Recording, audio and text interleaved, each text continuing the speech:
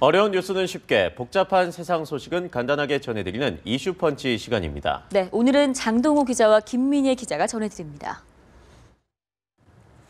네, 오늘 하루 우리의 눈과 귀를 사로잡은 뉴스를 다시 한번 꼭꼭 되새김질하는 시간 이슈펀치입니다. 네, 국내외를 뒤흔드는 뉴스가 하루도 쉬지 않고 쏟아지고 있는데요. 오늘은 어떤 뉴스를 뒤돌아볼지 이슈펀치 시작합니다.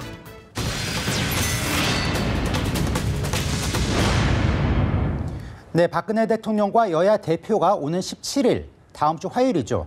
청와대에서 만납니다. 네, 향후 전국의 분수령이 될 것으로 보이는데 새로운 상생의 정치 모델을 만들어낼 수 있을까요? 우선 정치부 윤석희 기자의 보도부터 보시겠습니다. 박근혜 대통령과 새누리당 김무성, 새정치연합 문재인 대표가 오는 17일 청와대에서 만납니다. 당초 금주 중으로 회동이 있을 것이란 관측이 있었으나 청와대와 여야의 일정 조정 과정에서 17일로 정해졌습니다. 박 대통령은 회동에서 중동 4개국 순방 성과를 설명하고 제2의 중동분 조성에 협조를 요청할 계획입니다. 여야 대표와 만나는 자리인 만큼 박 대통령이 경제 활성화 관련 법안에 조속한 국회 처리를 요청하면서 자연스럽게 민생 현안도 논의될 것으로 예상됩니다.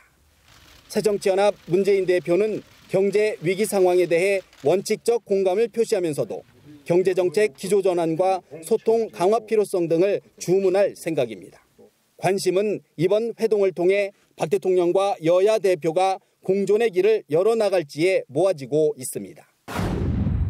네, 회동은 새누리당 김무성 대표가 참석해 3자 대화란 형식을 띠고 있지만 지난 대선에서 대결했던 박 대통령과 문 대표의 재회라는 부분에 관심이 집중되고 있습니다. 네, 임기 반환점에서 국정 장악력을 제고하려는 박 대통령과 차기 리더 이미지 구축에 나선 문 대표의 이해관계가 맞아떨어졌다는 관측이 적지 않은데요.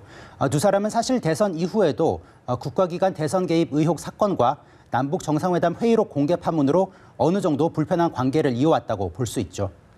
문 대표는 특히 지난달 전당대회 승리 이후 박근혜 정부와 전면전도 불사하겠다고 밝힌 바가 있어서 다가오는 회동에 더욱 관심이 쏠리고 있습니다.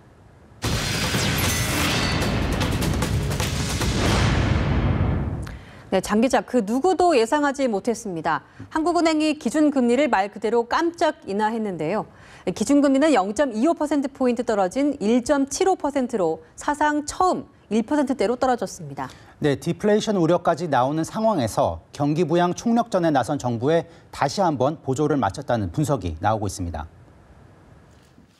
한국은행의 기준금리가 사상 처음 1%대로 떨어졌습니다.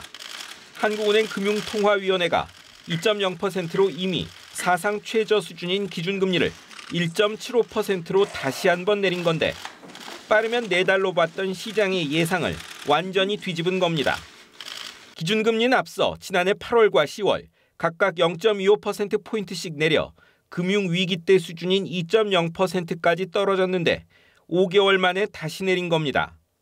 1%대 기준금리는 한국 경제사에서 말 그대로 전대미문의 조치입니다. 보수적인 한은이 초유의 조치를 취한 건 경기 상황이 그만큼 어렵단 반증입니다. 지난해 하반기 단행된 각종 경기 부양책에도 생산과 소비, 수출 지표에 모두 빨간불이 켜지고 물가는 담뱃값 인상을 빼면 마이너스를 기록하면서 디플레이션 우려가 커졌기 때문입니다.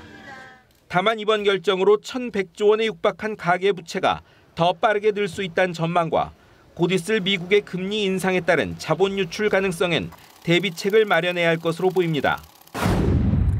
워낙에 예상을 못한 소식이라서 이곳저곳에서 말이 많은 것 같습니다. 정치권에서도 여러 반응이 나왔다고 하죠. 네, 새누리당 김무성 대표는 금리 인하 소식을 접하자 사상 최초로 우리 기준금리가 1%대로 진입하게 됐다는 반가운 소식이라고 반겼고요. 반면 야당은 인위적 경기 부양을 위한 금리 인하는 근본적인 처방이 아니라고 한은의 독립성이 의심스럽다는 반응을 내놨습니다.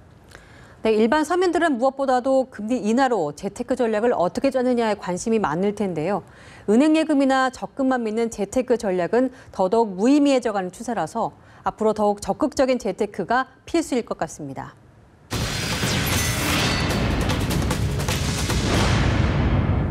네, 김 기자.